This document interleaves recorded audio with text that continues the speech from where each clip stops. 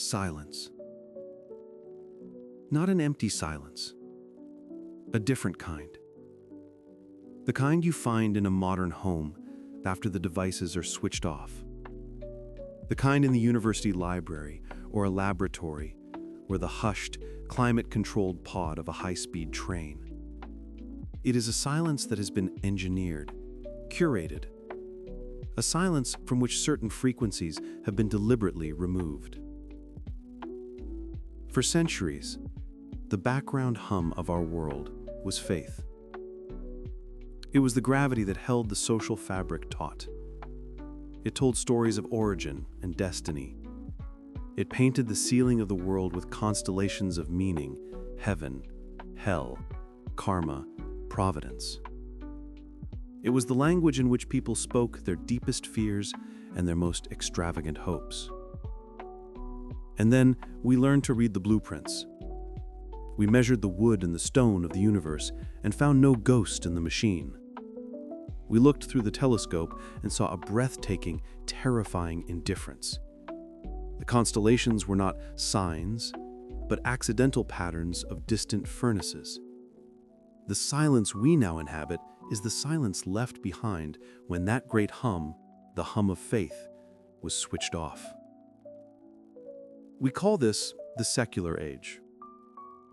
And the most pressing question of this age is not if God is dead, as some provocatively claimed. The more subtle and profound question is, what have we built in the cathedral's empty nave? Look around.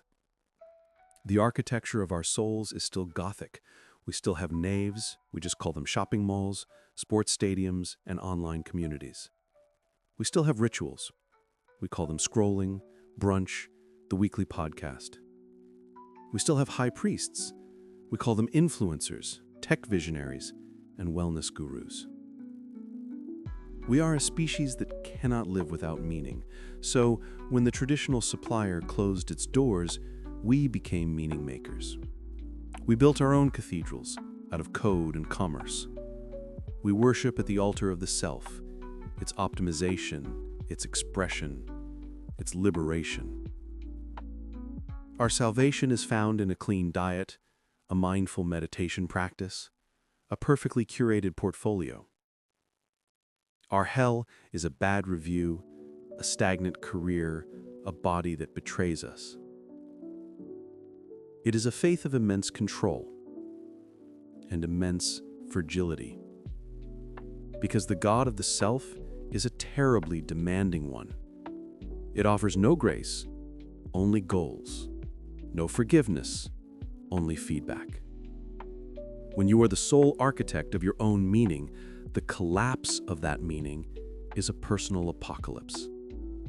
There is no higher court of appeal, no divine comfort, just you in the silence with your failed project. So, is this the future? A world of lonely sovereigns in their custom-built castles of meaning until the walls inevitably crumble? Perhaps. But I suspect there is another force at work, a kind of unseen gravity. You see, we may have decluttered our worldview of the divine, but we have not decluttered the human heart of its fundamental hungers. We still hunger for transcendence, for a connection to something larger than our individual selves. We still hunger for communion, not just network connection, but a deep, binding solidarity. And we still hunger for mystery, for a sense that the world is not just a problem to be solved, but a story to be entered. And these hungers are persistent. They're like water, finding cracks in the secular pavement. Where do we see this? Look at the person who doesn't believe in God, but who speaks with hushed awe about the fractal patterns of a fern or the mind-bending vastness of the cosmos. That is the language of transcendence, smuggled back in through the vocabulary of science. Look at the political movement, where the cause becomes a sacred duty, the leader a prophet, and the rally a revival meeting. That is the energy of faith, redirected into a temporal vessel. Look at the explosion of yoga, mindfulness, and neo-paganism. These are often not rejections of science, but attempts to satisfy the hunger for ritual, for embodiment, for a connection to a rhythm older than the industrial clock. Even our stories betray us. The superhero film, the epic fantasy saga, these are not mere escapism. They are myths. They are tales where good and evil are palpable forces, where sacrifice has cosmic significance, and where individuals are part of a grand, meaningful narrative. We flock to them because our secular world is myth-poor. We are starving for epic meaning. So faith, it seems, has not vanished. It has gone guerrilla. It has shape-shifted.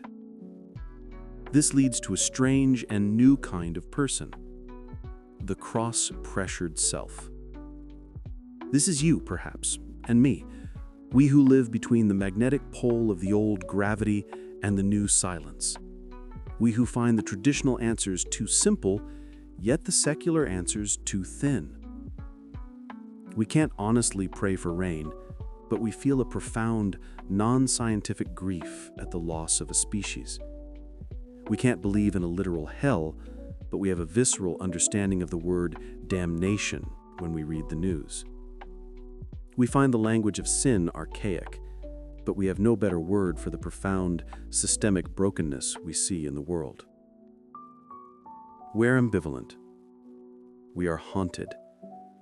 We feel the pull of the numinous in a piece of music, in an act of unexpected kindness, in the silent witness of ancient trees. We have moments where the world seems to mean more than it is. And then, the analytical mind clicks back on. The spell is broken. We are back in the silent room. This cross-pressure is not a weakness. It is the definitive spiritual state of our time. It is the honest condition of trying to be human between the world we have dismantled and the world we have built. So what is the future of faith? It will not be, I think, a simple return. You cannot unring a bell. The critical, scientific, individualistic mindset is now part of us. It is a tool we will not throw away. The future will be messy. It will be a marketplace of meaning, both beautiful and terrifying. It will be an ecology of faiths, from the rigidly fundamentalist to the fluidly spiritual. The great battle will not be between faith and reason, but between the different faiths that have rushed in to fill the vacuum, the faith in data, the faith in the market, the faith in the tribe, the faith in the planet. The great danger is not belief, but bad belief. Belief that does not know it is belief. Belief that is brittle, unquestioning, and cruel. And so the most important spiritual task for the secular age may be to cultivate a capacity for what I'll call devotional doubt. Not the cynical doubt that mocks and destroys, but the humble doubt that questions, including its own questions. The doubt that keeps our certainties, both religious and secular, porous and kind. It is the doubt that allows us to stand before a mystery, the mystery of love, the mystery of consciousness, the mystery of being itself, and not rush to fill it with an easy answer, but to simply let it be a mystery, to let it be sacred in its own right. Faith in this new key may not be about affirming a list of propositions. It may be about the stance we take towards existence itself, a stance of trust, a stance of openness to the possibility of grace, even if we cannot define its source. It is the faith of a person who plants a tree they will never sit under. It is the faith of a scientist who spends a lifetime searching for a truth that may disprove their life's work. It is the faith of a person who loves deeply, knowing the inevitable risk of loss. This faith is not a shelter from the silence. It is a way of listening to it differently. Perhaps the silence is not absence. Perhaps it is a different kind of presence, a presence that does not speak in words, but in the very fact of existence. The gravity that holds us is not the old story, but the simple, profound, and inexplicable pull of being here, together, now. The hum is gone, but the vibration remains. It is in the act of care, in the pursuit of truth, in the creation of beauty. It is in the stubborn, illogical hope that our lives are more than a biological flicker, that our love is more than a chemical reaction, that the story we are in is, in the end, a story of meaning. The future of faith is not behind us in a dusty book. It is ahead of us.